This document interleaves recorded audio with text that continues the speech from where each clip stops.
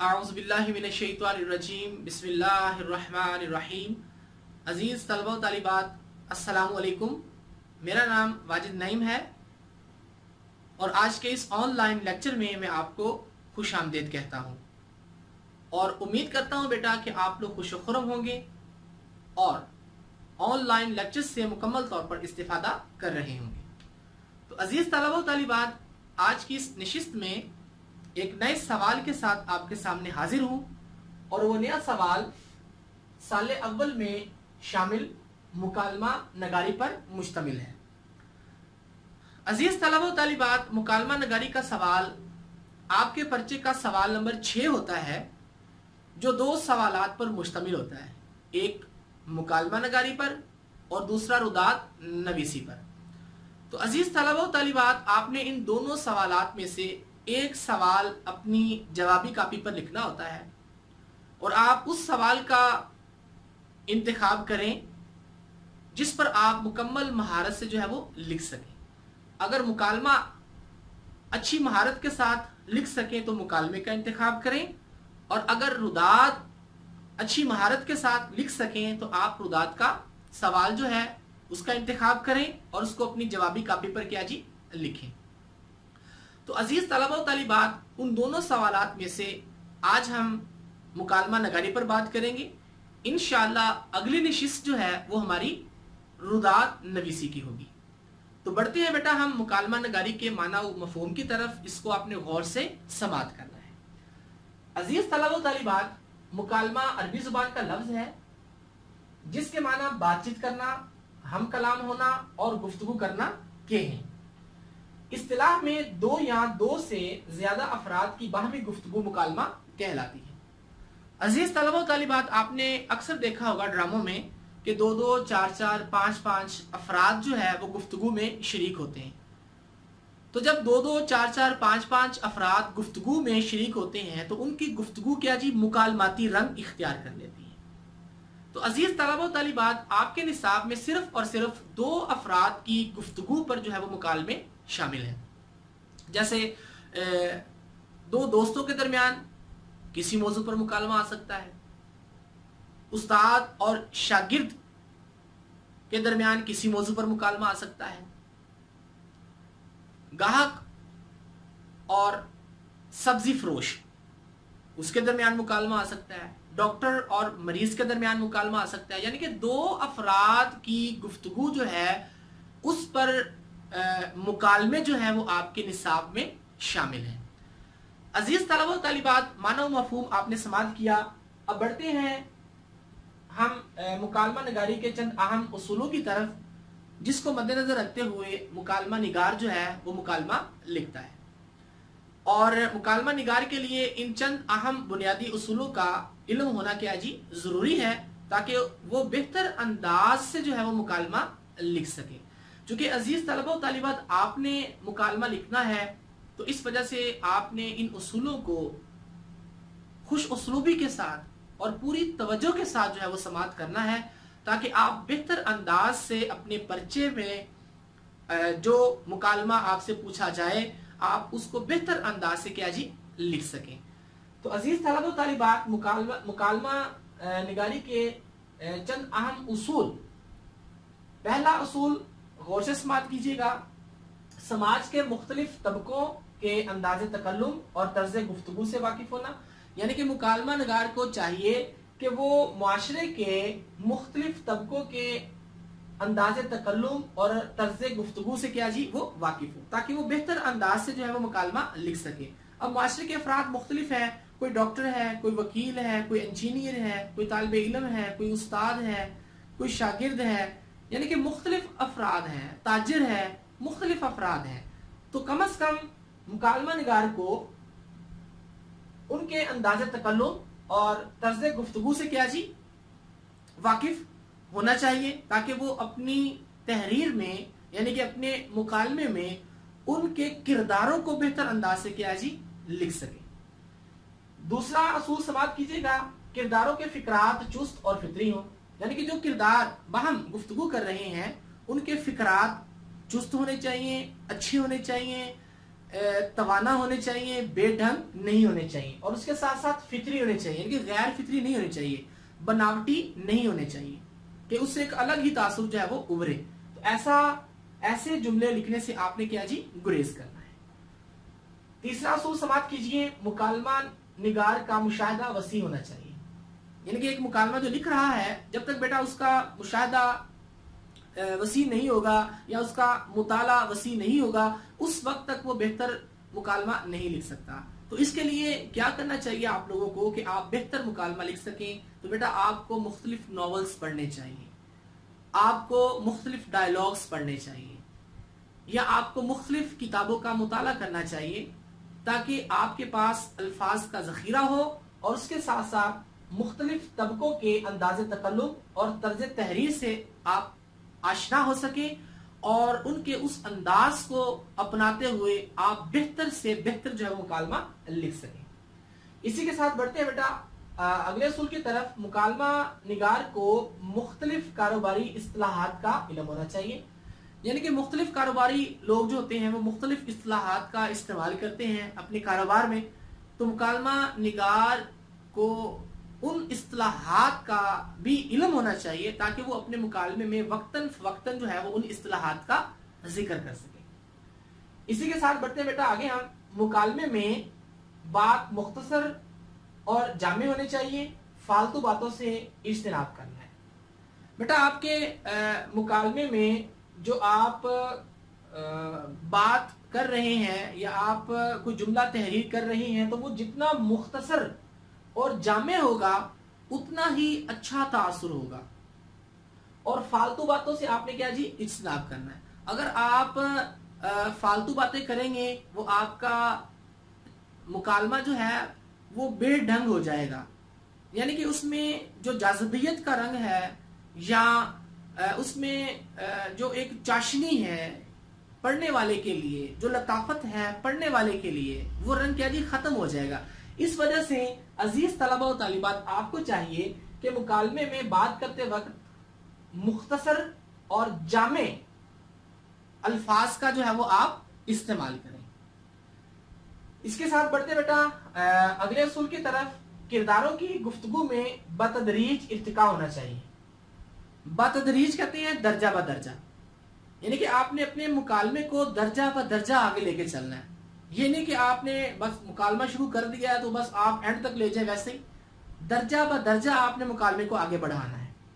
उसके साथ फिर आपने आहिस्ता आहिस्ता अंजाम तक पहुंचाना है, यानी कि फिर आप जब बतदरीज उसका इर्तिका करेंगे और फिर आहिस्ता आहिस्ता आपने उसको क्या जी, इख्तिताम की तरफ भी लेके आना है। आपने बहुत ज्यादा तवील नहीं लिखना कि पढ़ने वाला उकताहट महसूस करे कि आप अपनी तहरीर को लिखते जाएं, बस उसका आपने बतदरीज इर्तिका करते हुए आपने उसको एक अंजाम तक क्या जी, लेके आना है। उसके साथ साथ आपने मुकालमे का अचानक इख्तिताम नहीं करना, क्योंकि अचानक इख्तिताम जो है वो तकनीकी गलती शुमार होता है। बहुत से बच्चे ऐसे होते हैं जो मुकालमा शुरू तो कर लेते हैं, उनको पता नहीं होता कि अब हमने इसको कैसे लेके चलना है। तो बेटा आपने बतदरीज इर्तिका करना है, आहिस्ता आहिस्ता आपने इसको अपने अंजाम की तरफ लेके आना है, और फिर आपने यक लख्त जो है वो मुकालमे का इख्तिताम नहीं करना, बल्कि आपने कोई मुस्बत नतीजा अखज करके आपने मुकालमे का क्या जी, इख्तिताम करना है। जिसको मैंने अगले पॉइंट पे लिखा है, मुकालमे का आगाज और अंजाम दोनों फितरी हो, यानी कि आपने आगाज भी अच्छा करना है और अंजाम भी क्या जी, अच्छा करना है, जो फितरी हो, गैर फितरी ना लगे। इसके साथ ही अगले असूल की तरफ बढ़ते बेटा। आगाज और इख्तिताम पर मंजरनामा ब्रैकेट में लिखना चाहिए। ये जब एक मैंने इस आज की नशिस्त में मुकालमे का एक फॉर्मेट आपके लिए बनाया है कि आप किस अंदाज से मुकालमे को लिखें। तो जब मैं उस फॉर्मेट को आपके सामने बयान करूंगा, उस तरीकाकार को आपके सामने बयान करूंगा, तो उस वक्त मैं इस उसूल को वहां पर बयान करूंगा आपके सामने। उसको आपने गौर से इस्तेमाल करना है कि आगाज और इख्तिताम पर मंजरनामा ब्रैकेट में लिखना चाहिए, कि आपने मंजरनामा ब्रैकेट में कैसे लिखना है।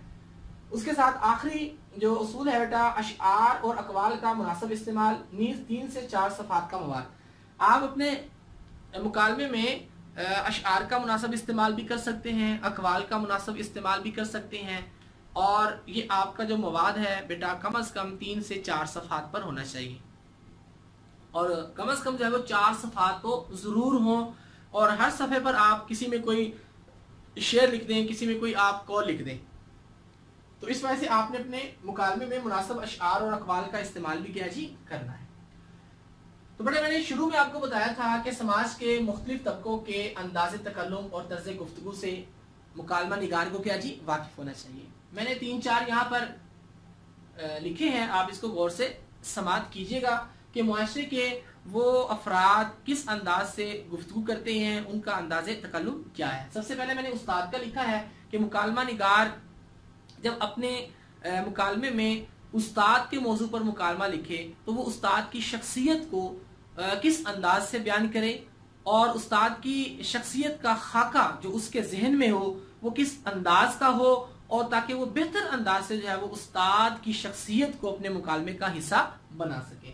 तो उस्ताद बेटा मेहनत का दर्स देने वाला होता है, और उसके दर्स में नसीहत मौजूद होती है।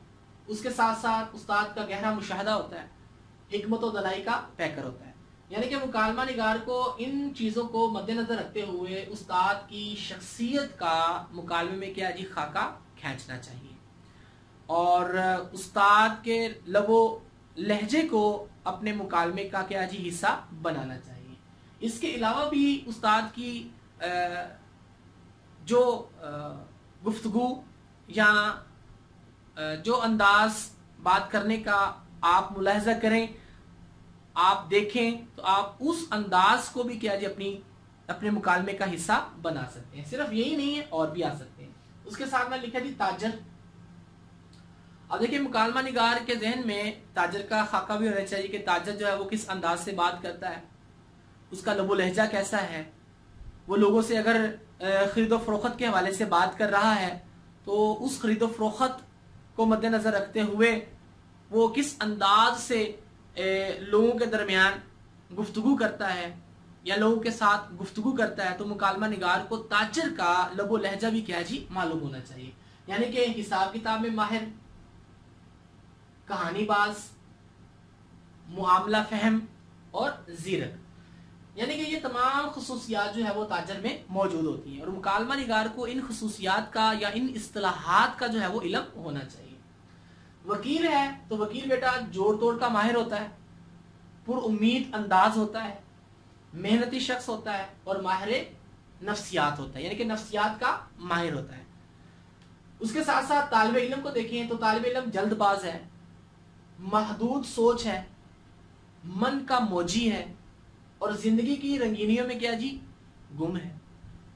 तो जब तक किरदारों की गुफ्तगू का अंदाज या अंदाज़े तकल्लुम मुकालमा निगार को मालूम नहीं होगा या मुकालमा निगार उनसे वाकिफ नहीं होगा तो वो बेहतर अंदाज से किरदारों की तस्वीर कशी अपने मुकालमे में नहीं कर सकता। तो अजीज तलबा तालिबात, ये तो थे मुख्तलिफ तबकों के अंदाज़े तकल्लुम और तर्ज़े गुफ्तगू जो मुकालमा निगार को मालूम होने चाहिए।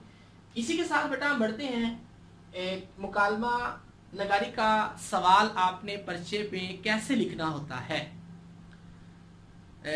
मुकालमा नगारी का सवाल आपने अपनी जवाबी कापी पर कैसे लिखना होता है, इसको आपने गौर से समाप्त करना है। ये बेटा मैंने शुरू में बताया था कि ये सवाल नंबर आपका 6 होता है। यूं समझने कि ये बेटा हमारे पास एक सफ़ा है, तो हमने सफ़े का बेहतर इस्तेमाल करना है। आपने कटिंग से गुरेज करना है, रिमूवर का बेजा इस्तेमाल नहीं करना, और अपने सफ़े की आपने खूबसूरती जो है वो बरकरार रखनी है।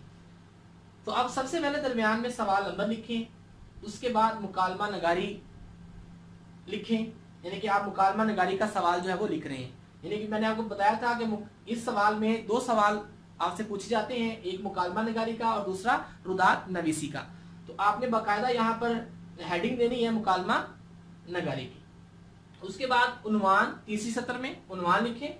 2 दोस्तों के दरमियान ट्रैफिक हादसा पर मुकालमा। जो मुकालमा आपको पर्चे में आपसे पूछा जाए आपने उसको बतौर उन्वान लिखना है, और ब्लू मार्कर के साथ मोटा करके यानी कि जली हरूफ में आपने लिखना है, और साथ साथ आपने बेटा इनको खत की शीट भी करना है, ताकि आपकी साथ साथ जो है वो प्रेजेंटेशन भी बनती चली जाए और मुमतहिन जो पेपर चेक कर रहा है वो एक अच्छा तासुर ले आपसे। उसके साथ बेटा मैंने आपको यहाँ पर बताया था आगाज और इख्तिताम पर मंजरनामा ब्रैकेट में लिखना चाहिए। तो ये मैंने लिखा जी तमहीदी मंजरनामा, ये 2 से 1.5 सतूर में आपने तमहीदी मंजरनामा लिखना होता है। ये आप कोई भी मंजर बना लें, आप ये आपने वो सिनेरियो देना होता है जहां पर बैठकर आप ये मुकालमा बयान कर रहे हैं, या 2 दोस्त जो है वो जिस जगह पर बैठकर ये मुकालमा आपस में कर रहे हैं, आपने उस जगह का सिनेरियो जो है वो बयान करना होता है। मिसाल के तौर पर 2 दोस्त, मुराद अकरम और अहमद 2 दोस्त हैं, कॉलेज की लाइब्रेरी में बैठे हैं और उनके दरमियान जो गुफ्तगू हो रही है वो दर्ज झैल है। आप कोई भी सिनेरियो बना सकते हैं, लाजमी नहीं आपने कॉलेज की लाइब्रेरी को ही बतौर मंजरनामा में लिखना है, आप किसी जगह पर भी लिख सकते हैं। आप बाजार में 2 दोस्तों की आपस में मुलाकात हुई है तो आप वहां का मंजर बना सकते हैं। घर में मुलाकात के लिए दोस्त आया है, आप वहां का मंजरनामा बना सकते हैं। आप किसी ग्राउंड में बैठे हैं तो आप उसका मंजरनामा बना सकते हैं। यानी कि कोई भी मंजरनामा बतौर तमीदी के आप जो है वो बना सकते हैं, और उसको आपने बाकायदा जो है वो ब्रैकेट में लिखना है। उसके बाद बेटा चूंकि 2 किरदार मैंने कहा था आपके निसाब में हैं, यानी कि 2 किरदारों पर मुश्तमिल मुकालमा है आपके निसाब में, तो आपने उन किरदारों को क्या जी बाकायदा नाम लिखने हैं, और ये मैंने एक खत खींचा है, इस खत के साथ से आपने जो है वो लिखना है। यानी कि अकरम और अहमद, अकरम की जो गुफ्तगू हो उसको आप तहरीर करें और इस सफ़े तक आपने लिखना है। अगर दरमियान में आधी गुफ्तगू फर्ज करें यहाँ तक खत्म हो जाती है तो ठीक है, अगर गुफ्तगू चल रही है तो आप उसको साथ साथ चलाएं, लेकिन आपने नाम के नीचे से नहीं लिखना बाद में। अगर आप फर्ज करें 2 से 2.5 सतूर पर मुश्तमिल इनफ है, यानी कि एक किरदार की जो गुफ्तगू आपने लिखनी है वो 1.5 से 2 सतूर पर मुश्तमिल होनी चाहिए। तवील जुमलों से आपने क्या जी गुरेज करना, जैसे मैंने पहले कहा था मुकालमे में बात मुख्तसर और जामे होनी चाहिए। अगर जितनी मुख्तसर होगी उतना ही अच्छा तासुर होगा, और अगर आप मुख्तसर नहीं कर रहे, आप जो है वो तूल दे रहे हैं अपनी तहरीर को या अपनी बात को, तो वो किसी और रंग में चली जाएगी, यानी कि आप ट्रैक से उतर जाएंगे। तो जब आप ट्रैक से उतरेंगे तो आपका जुमला जो है बेढंग हो जाएगा, जो मुमतहिन चेक करने वाला है वो अच्छा तासुर नहीं लेगा। इस वजह से आपने 1.5 से 2 सतूर पर मुश्तमिल एक किरदार की गुफ्तगू जो है वो लिखनी है। उसके बाद मैंने क्या कहा जी, आपने फिर अगर फर्ज करें 2 सतूर की बन जाती है तो आपने इसके नीचे से लिखना, आपने इसी के साथ से लिखना है, यानी कि इसी के साथ से आपने लेके चलना है, फिर आगे इसके नीचे से नहीं लिखना आपने। समझ लगी बेटा आपको मैंने ये क्या कहा है कि आपने जब 2 सतूर पर मुश्तमिल गुफ्तगू हो जाए 2 सतूर पर, तो आपने नाम के नीचे से नहीं लिखना बल्कि इसके नीचे से आपने लिखना है, और इसी तरह आपकी तहरीर जो है वो चलती चली जाएगी, आपका मुकालमा इसी अंदाज से चलता चला जाएगा। यानी कि बतदरीज आपने उसका इर्तिका करना है। जैसे ट्रैफिक हादसात पर मुकालमा है तो बतदरीज आप उस पर गुफ्तगू करते चले आए, और उसके साथ साथ जो है मुनासिब मैंने कहा था आपने अशआर का इस्तेमाल भी करना है, कोई कॉल आ जाए उसका भी इस्तेमाल करना है। जैसे यहाँ पर मैंने 2 लाइनें खींची जो शेर की निशानदेही कर रही है, तो उसको भी आपने कहीं सफा के दरमियान में लिखना है। उसके बाद फिर गुफ्तगू करती होती चली जाएगी। उसके बाद आप जो है वो कोई कॉल लिखना चाहे तो आप वो कॉल लिख दें, और उसके बाद इख्तितामी मंजरनामा, उसको भी आपने क्या जी ब्रैकेट में लिखना है। यानी कि इख्तितामी मंजरनामा 2 दोस्त हैं, बहुत ज्यादा वक्त हो चुका है, इस वजह से दोनों दोस्त जो है वो अपने अपने घरों में चले जाते हैं। कोई भी आप बना लें जैसे भी आप मुनासिब समझें, जैसे मैंने शुरू में बताया इसी तरह आपने इख्तिताम पर भी उसको क्या जी ब्रैकेट में लिखना है। शुरू वाला भी ब्रैकेट में लिखना है और इख्तिताम वाला भी आपने क्या जी ब्रैकेट में लिखना है। तो ये तो था बेटा तरीका मुकालमा लिखने का जो मैंने आपके सामने बयान किया है। आपने बेटा इसी फॉर्मेट पर जो है इसी तरीका कार पर जो है मुकालमा लिखना है, कम से कम 4 सफ़ात का। ये 1 सफ़ा है हमारा, ठीक है। यहाँ तक आपने अगले सफ़े पर ये चीजें नहीं लिखनी, ना सवाल नंबर लिखना है, ना मुकालमा नगारी की हेडिंग देनी है, ना आपने उन्वान देना है। बस तसलसल से आपकी जो गुफ्तगू जारी है उसको आपने लेके चलना है। तो कम से कम 4 सफ़ात पर मुश्तमिल आपका ये मुकालमा हो जाएगा। उसके बाद बेटा मुकालमा लिखते वक्त जो है वो चंद अलामात का इजहार जो है वो किया जाता है। आपने अपने मुकालमे में उन अलामतों का इस्तेमाल भी करना होता है ताकि जो कारी पढ़ने वाला है वो आपकी उस अलामत से ये जान सके कि यहाँ इस अलामत का इस्तेमाल किया गया है, इस अलामत का माना मफहूम ये है और मुझे इस अलामत के माना मफहूम को मद्देनजर रखते हुए क्या करना चाहिए। तो बेटा मैंने जुमलों में रमूज़े औकाफ का मुनासिब इस्तेमाल, ये रमूज़े औकाफ जो है ये ऐसी अलामात है जो अपने जुमले में एक जुमले को अपनी तहरीर में एक जुमले को दूसरे जुमले से जुदा करने के लिए या अलग करने के लिए जो है वो इनका इस्तेमाल किया जाता है। तो आपके मुकालमे में भी बेशुमार रमूज़े औकाफ का इस्तेमाल होता है जिनका जानना आपके लिए क्या जी जरूरी है। जरा गौर से इसको समाअत कीजिएगा ताकि आप बेहतर अंदाज से इन अलामात का अपने मुकालमे में जो है वो इस्तेमाल कर सके। तो बेटा ये अलामत है उल्टा वाव, इसका नाम है सक्ता।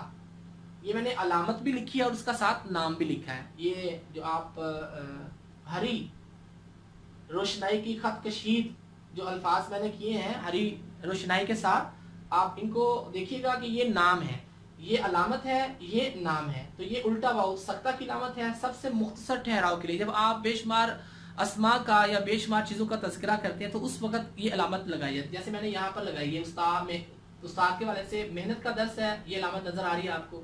नसीहत ये अलामत नज़र आ रही है। मुशाहदा ये अलामत नज़र आ रही है आपको। जब बहुत सारे अस्मा का आपने जिक्र करना होता है तो उस वक्त ये अलामत लगाई जाती है। उसके बाद जो है ये उल्टा वाव और नीचे एक नुक्ता है, इसको कहते हैं जी वक्फा। ये वक्फा की अलामत है, अलामत ये है, नाम इसका वक्फा है। यानी कि वक्फा की अलामत सक्ता से ज्यादा ठहराव। जब आपने इससे ज्यादा ठहराव करना यानी कि सक्ता से ज्यादा ठहराव करना होता है तो उस वक्त आप वक्फा की अलामत का इस्तेमाल करते हैं। उसके बाद बेटा अगली अलामत हमारे पास है जी ये दो निकात हैं जिसको राब्ता की अलामत कहा जाता है। वक्फा से ज्यादा ठहराव यानी कि सक्ता से ज्यादा ठहराव के लिए वक्फा से ज्यादा ठहराव के लिए राब्ता की अलामत लगाई जाती है जो मैंने यहाँ पर इस्तेमाल की है। उसके बाद अगली अलामत है वो है जी फुल स्टॉप, इंग्लिश में कहते हैं इसको, यानी कि खत्मा। खत्मा की अलामत जुमले के इख्तिताम पर लगाई जाती है। यानी कि आपने जब जुमला खत्म करना होता है तो उस वक्त आपने इस अलामत का इस्तेमाल करना होता है और ये अलामत इस बात की निशानदेही करती होती है कि आपने यहाँ पर जुमला खत्म कर दिया है। उसके बाद बेटा सवालिया अलामत है।